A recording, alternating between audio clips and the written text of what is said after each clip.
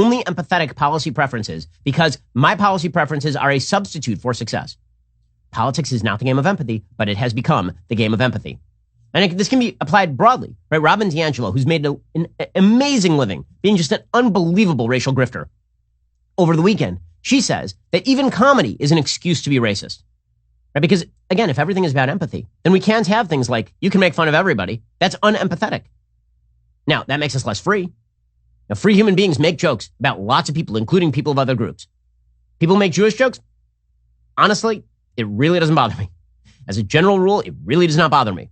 Because human beings make fun of each other all the time. That is just an aspect. It's one of the more joyful aspects of being human, by the way. A lot of group jokes I find, inappropriate and ugly. But would I quash the ability of people to tell jokes? I mean, Robin DiAngelo would. It's a humorless society they're creating here.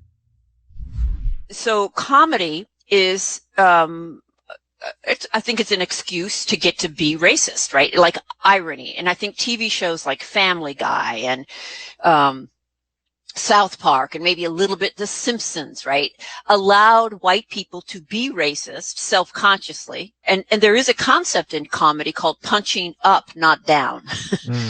So, you want to punch up, there's very different power dynamics and it doesn't hurt in the same way. It doesn't invoke a deep centuries long history of oppression when you poke fun at, say, white people.